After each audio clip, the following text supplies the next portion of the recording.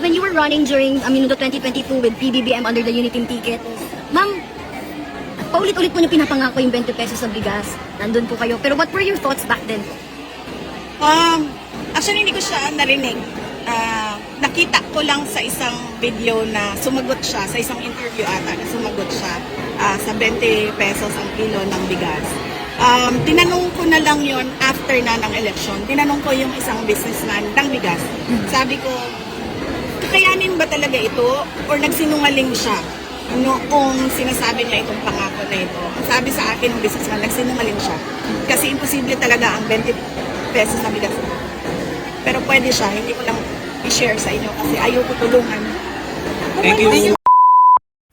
Kasi sa panayam po kay Vice President Sara doon sa Zamboanga, sinabi niya na posible daw yung bentahan ng 20 pesos na bigas. Pero ayaw niyang ibahagi kung paano gagawin yung pagbebenta ng 20 pesos na kada kilo ng bigas. Kasi ayaw niyang tulungan si Pangulong Marcos.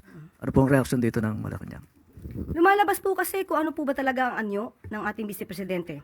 Lumalabas ang tunay na kulay ng Vice Presidente bilang isang public servant.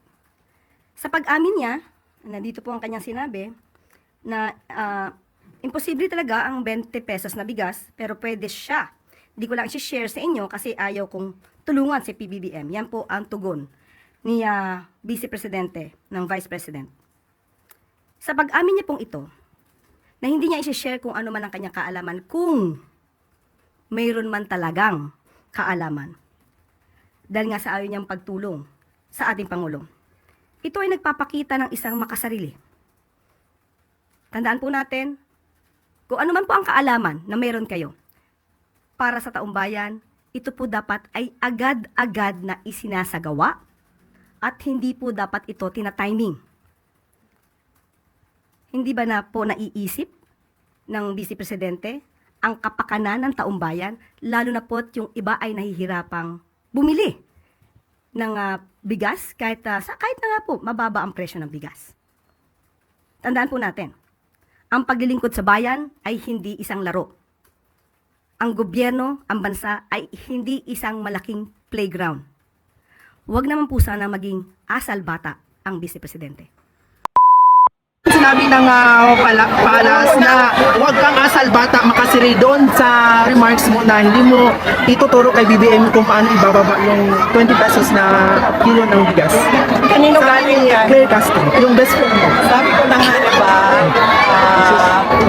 huwag na tayo makinig kay Claire Castro kasi isa siyang garbage in, garbage out. Tama na.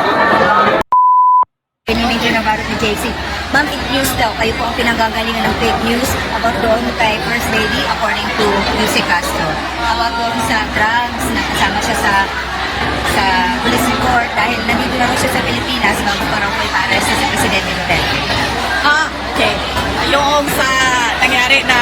Opo, kayo daw po ang fake news sa Sige. Oo, lagi ko naman na sinasabi, no?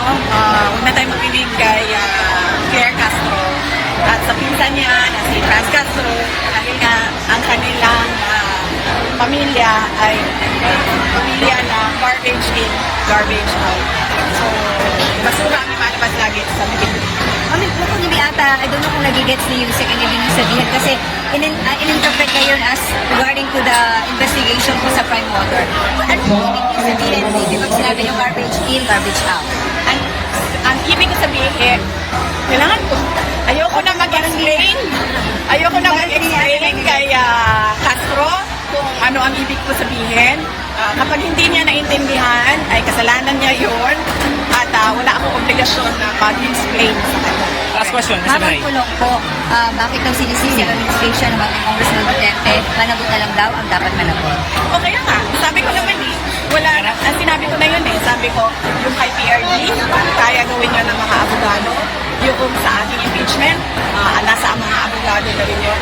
At malamang, yung kaso ni Congressman Pulong Duterte ay nasa mga abogado na rin yun.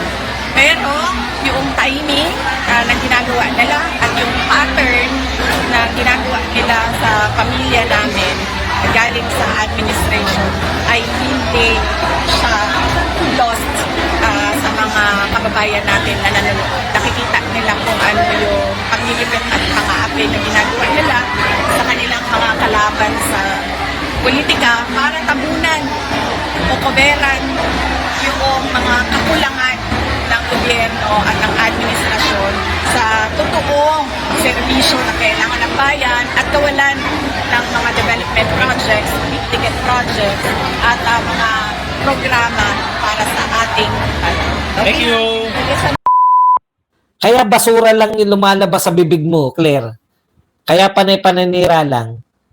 Wala namang kasing ginagawa ang Pangulo. Yun po yung premise dun. Walang ginagawa ang Pangulo ng Pilipinas. Dito ako bilib kay Auntie Claire eh. Nadadala niya sa gusto niyang argumento eh. Wala namang ginagawa yung Pangulo ng Pilipinas. Kaya ang gagawin lang nila, manira sa mga Duterte. Yun yung meaning nung trash in, trash out. Ano ba magagawa ng spokes ng Pangulo? Si Claire yun. Kahit po i-deny nyo na si Claire ay hindi nyo spokes, eh yun po ang lumalabas eh. Di ba? Basura lang lumalabas sa bibig ni Claire kasi nga, wala naman siyang maipagmamalaki na ginagawa. O, Auntie Claire, si Pangulong Marcos nagmamalaki oh. Ano yung sinabi ni Pangulong Marcos na malaki kong pagkakamali? Paulit-ulit ako sinasabi ko, walang proyekto si Marcos sa infrastructure. Yung pala, pinagmalaki kanina. Ano sabi ni Marcos? Panay pagawa natin. Hindi po, hindi po nagpapagawa tayo. Ha? Panay pagawa natin ng mga flood control projects. Auntie Claire, ipagmalaki mo naman yung flood control projects para naman nasisiyan kami. Ipagmalaki nyo naman, saan ba yung mga flood control yan makikita? Panay flood control daw eh. Okay. Ayon din kay Auntie Claire, yung Hong Kong Gold Link na money laundering, wala daw katotohanan. Ganun niya lang po, pinasimple yun. Walang katotohanan.